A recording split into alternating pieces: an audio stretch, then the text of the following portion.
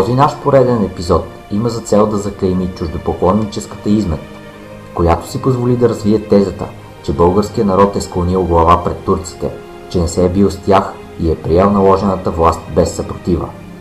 Тези шарлатани, които сътвориха митът Батак, хулите срещу Васил Левски и други грозни антибългарски прояви. Този епизод е насочен и срещу българските политици, които не сметнаха за нужно изразително и твърдо да запознаят подрастващото поколение със славното минало на нашия народ. За да не бъдем голословни днес, ще предоставим историческа информация за по-големите антитурски прояви по време на робството.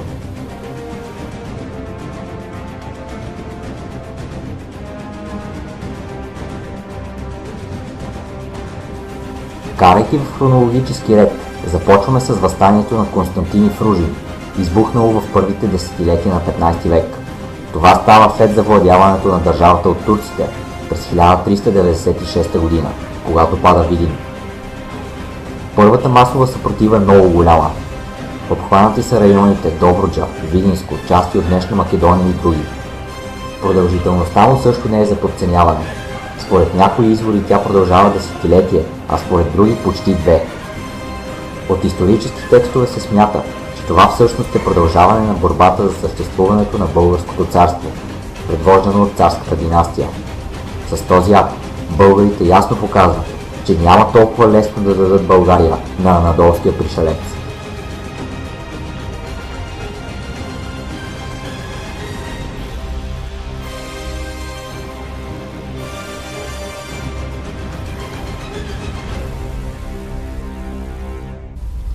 Следвайки хронологията, стигаме до Първото Търновско въстание. То започва през 1598. Въстаналите райони са Търновско, Никополско, Варненско, Шуменско, Пловдивско и Русенско. Не напразно въстанието избухва в Търново. Целта е да бъде освободена старата българска столица, което от своя страна говори, че народът още носи спомена за българската държавност. За цар е провъзгласен Шишман III, смятан за наследник на царската династия.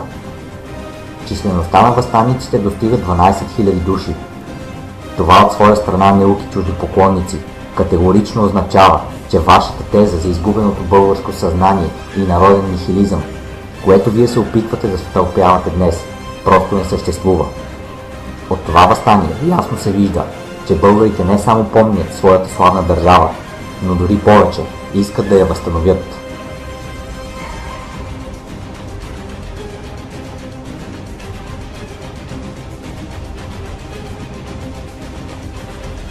Пренасяйки се в края на 17 век, следва още по-изразителна българска съпротива в въстанията Второ Търновско, Чипровско и Карпошово. Второто Търновско въстание избухва през 1686, предвождано от Ростислав Стратимирович и Савелий Добровски. Въстаниците наброяват около 4000, но не след дълго са разбити от редовна турска армия.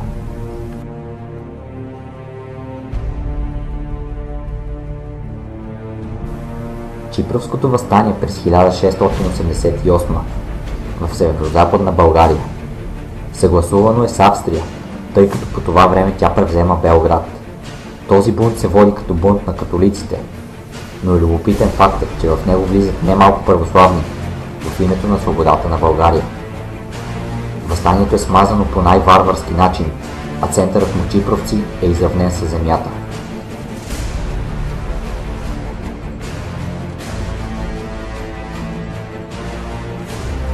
Карпошово въстание. Тук за пръв път български предводител получава кралска титла и закрила свещената Римска империя. Въстаниците наброяват около 5000 бойци, които освобождават Куманово, Крива Паланка и други, и в продължение на месеци удържат славни победи над турците. За да се справи с българската заплаха, официалната анадолска власт изпраща многобройна въоръжена варварска сган. Турците успяват да потушат въстанието и извършват такива кланета над българите, че на голяма част от тях се налага да напуснат родните си места и да потърсят убежище във Влашко и други съседни държави.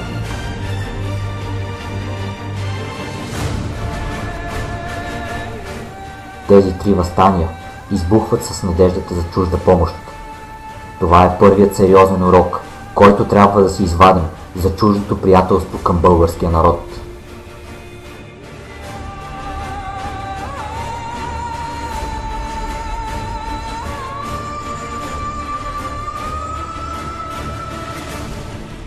Следвайки хронологията на тъмните векове, ще се спрем и на опитите на българите да се освободят от агарианската измет през 18 век. Но в този период избухват три въстания. Марино въстание през 1700 година е първото от тях. То обхваща районите Ардинско, Хасковско и Лозенградско. Най-изразително обаче остава в Търновско, но поради предателство на местно гръкоязично население, въстанието не избухва по план на 21 май 1700 година, а по-рано, поради заплахата от турски изтъпления. Въстанието е потушено, макар българските въстаници да се сражават героично.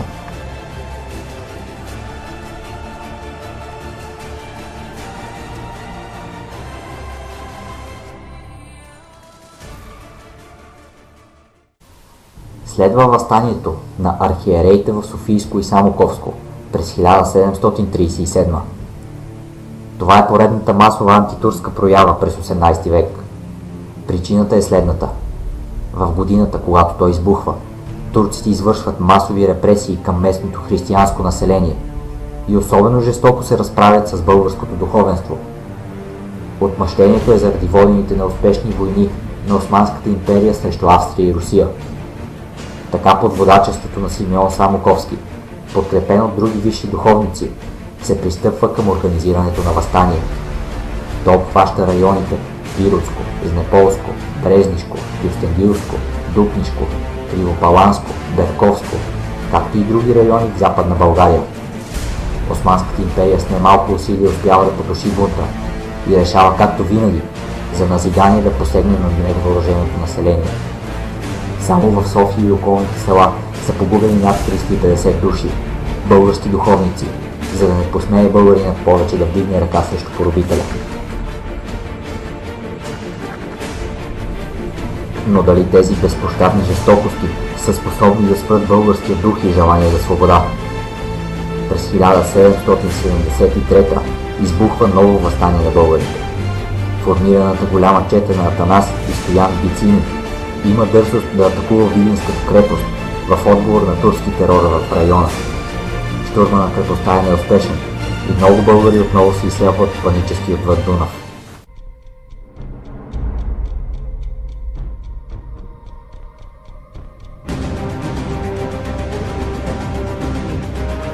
Периодът на 18 век. Освен тези три въстания са на лице много хайдушки акции и съпротиви срещу турския нашественик. Та пак си помислете, чуждопоклонници и нихилисти, дали действително българите са имали слаб дух и са позволили да бъдат асимилирани, или осъзнавайки слабостта си, са действали смело и със сладката радост са умрели в името на България.